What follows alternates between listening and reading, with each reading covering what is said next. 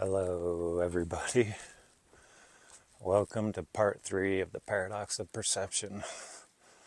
All I want to do is ski and snowboard and travel the world and enjoy people.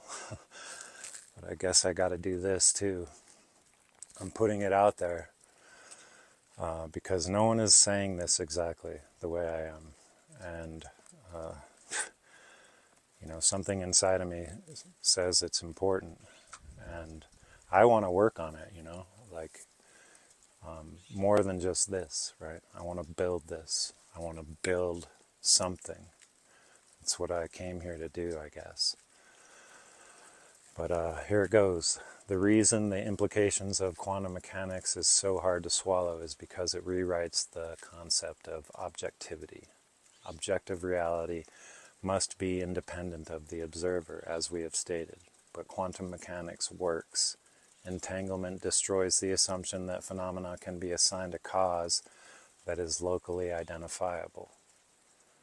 Keep that in mind. Way before anyone started shooting electrons around in a lab, the inseparability of the observer from the observed was apparent. It's epistemological, the study of the limits and validity of knowledge.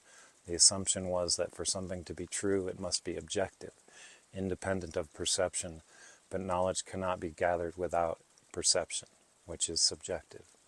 The empirical method suggested that the observer is actually separate from the surroundings through a repeatable experimental process, by which the results could be duplicated regardless of who performed the experiment.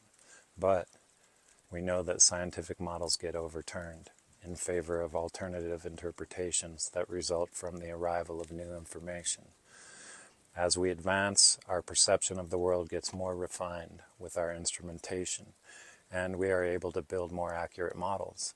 It is clear that the models we build, though, are entirely dependent upon the depth of our perception, which means that scientific paradigms are not objective, not universally true, but only an established consensus that is at the risk of being supplanted by better explanations. We cannot remove the effects of perception on the accumulation of knowledge. This is the paradox of self-reference.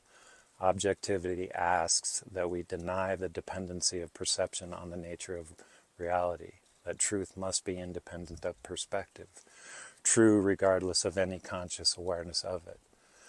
But in dividing the observer from the observed, we assign it a location, a point of view which is subjective. This is the paradox of self-reference. We doggedly cling to the idea of a world that exists independent of consciousness because it is supported by the power of applied scientific knowledge and the tools we have developed. Technology works everywhere, so the principles behind it have to be universally true, right? This is especially demonstrated by the power of mathematics.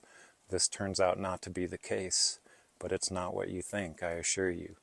Math, exhibiting a remarkable record of proof, seems to offer a description of reality that is universal. We find, though, that the impossibility of avoiding self-reference is present even in mathematics. Math was the last refuge for universality until a brilliant mathematician by the name of Kurt Gödel demonstrated the mathematical unavoidability of self-reference, showing that math could never be complete, consistent, and could not avoid contradiction, meaning there was no possibility of a mathematical theory of everything, and no unification of what is provable and what is true. This was perhaps more difficult to accept than the implications of quantum mechanics, because it gave a finality to the unavailability of objective truth. The importance of this discovery cannot be overstated, but it has been ignored. Math is mostly complete. The universe is geometric. The principles by which the universe operates are mathematical. For all intents and purposes, we can continue to use it as if it were entirely consistent, and simply say there are some truths that are unprovable, and whatever they may be, they aren't currently relevant. But what everyone fails to grasp is that self-reference indicates the presence of perception. Math works for everyone with the training to use it, meaning that math is not maintained by consensus. There is no overturning of it. It can only be added to, and not disproved. It is not dependent upon perspective, on point of view. Math exists despite our perception of it. So where is the location of the perception that the self-reference Gödel found is indicative of? The answer is that its location is non-local, or everywhere. No one can handle this. Gödel's proof demonstrated the astonishing truth that perception and reality are indivisible, and this indivisibility meant that perception could not be localized. Gödel proved that reality is not independent of mind, and that this mind or consciousness could not be assigned a location, because to do so would divide it and so localize it. This is also what the observer effect demonstrates, what the results of quantum entanglement indicate. What Gödel's incompleteness theorem proves, self-reference is unavoidable because mind is non-local. The universe is mind. Things take place without being observed by sentient beings because awareness is all the things and the space that they occupy, both the things and is nothing at once. Non-local awareness has no position because it is the position. One cannot locate a point of view within the point of view. The effect on the state of matter that observation has is non-local. The effect on the state of matter that observation has is non-local. The effect observation has on matter takes place both where the observation is made and anywhere else at the exact moment of observation. It's not a property of the matter. It's awareness. Consciousness is the container. It is non-local. It is the whole thing, and so it is also us. What everyone is refusing to acknowledge is that consciousness is fundamental to the structure of the universe and everywhere all at once. The nature of reality includes consciousness, or that is to say that it does not include divided consciousness. Let me say that again. The nature of reality includes consciousness, or that is to say it doesn't include divided consciousness. To insist on the division of consciousness as the requirement for the discovery of objective truth only ensures that the truth is unavailable, because this requirement, this condition, is false. Consciousness did not arrive from the universe. It is it. The difficulty we face in comprehending reality is entirely caused by the assumption that the universe gave rise to consciousness at some point during its development as a thing at a particular location. Simply put, this is the assumption that consciousness is separate from the whole, right? And this is our assumption. This is the condition we place on truth, right? The assumption, the condition that we are separate from the world cannot be and can only ever offer incomplete results, can only produce inconsistent conclusions, can only ever arrive at contradiction, can only be subjective. But with the inclusion of our awareness into the whole, right? With the inclusion of our awareness into the whole, the acknowledgement that our consciousness is not separate and therefore must be non-local, we relinquish a localized perspective, rejecting point of view and abandon subjectivity. This is the abandonment of intellect in favor of intelligence, the rejection of a fractured limited thinking and the adoption of whole perception. The difficulty we face in achieving this is the adherence to the causal chain model of reality.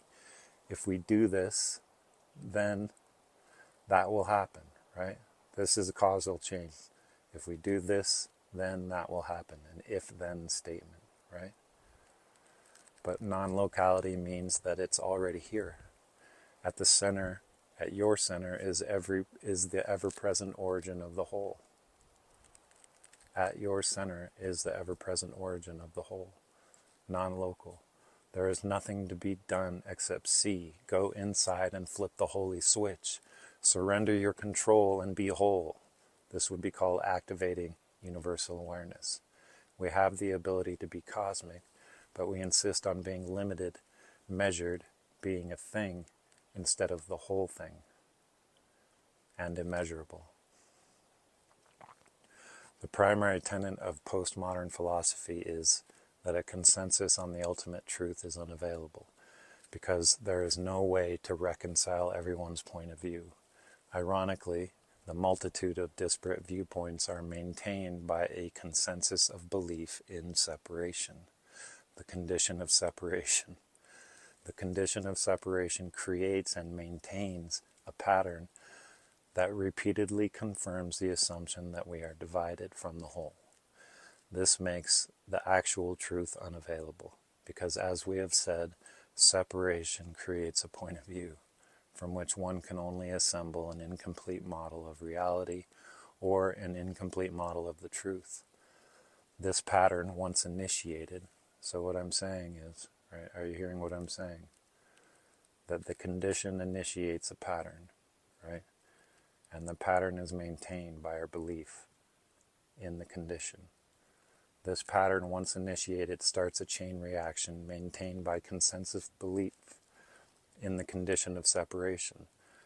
Whatever people believe in the majority will become operatively true in the unfolding of society. That is to say, everyone believing we are separate ensures the development of points of view or belief systems that are invariably in opposition with each other, because we all assume that everyone's viewpoint is biased to their position, or self-serving, which springs from the belief that we are separate.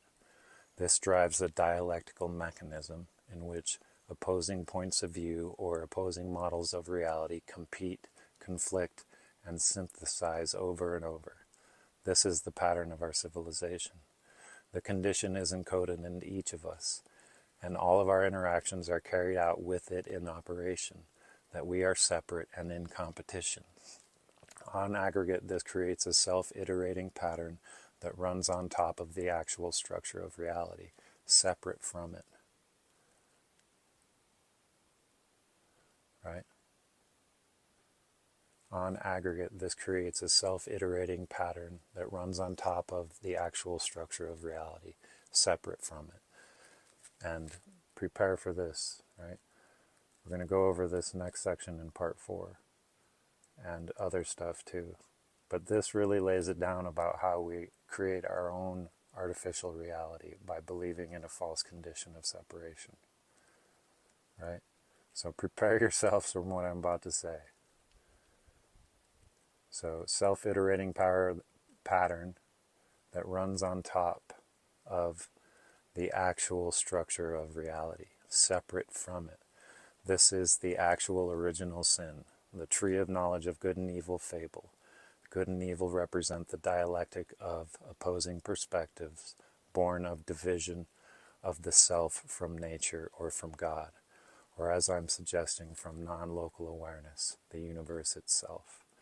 There is nothing that can be done to break the repeating cycle we are in while maintaining the condition of separation. Everything that is done with the condition in place, no matter what it is, no matter how good you think it is, no matter how much you can pat yourself on the back for it, if it separates you, it only serves to advance the dialectical mechanism. We are all responsible for the perpetuation of the cycle. We can't point the finger at anyone. We all do it. We are all perpetuating the condition. Are you hearing me? To break the pattern and escape the false reality we have created, we purge the condition from our awareness. We realign with our nature by rejecting a localized perspective, by abandoning any position and adopting the superposition, recognition that self and other are unified and therefore operate with a non-local awareness in every interaction, that self and other require each other, are inseparable, and so operate as one. This does not dissolve who you are, only dissolves the limits on who you are. It takes faith to surrender and come into the knowing that what you are cannot be harmed. It is the fear of harm that causes harm, because that fear is born of the condition of separation. But that condition is false. Each of us doing this will change the aggregate pattern, break the cycle of condition, and restore the full capability of our civilization, the sacred exchange of value and the exponential explosion of creative output. Follow for part 4. Part 4. So, you guys, are you hearing me? My intention is to build the exchange, right? I say that it's a instantaneous flipping of the holy switch, right? But the pain we go through in life, right, gives us the tools in order to flip that switch. If everything was all roses, we would never do it, you know? And so that's the paradox, right? That's the issue, is learning to deal with the pain is what turns on your ability to flip this holy switch. And when we do it, we can create an organization that is incorruptible. And that's what I want to work on. I'm a designer, I'm a scientist, I'm a philosopher, I'm a poet. And so that reminds me is go buy my book. The link is in my bio. And you can support this, right, by buying the book. And if you are working on this too, then I want to know you, right?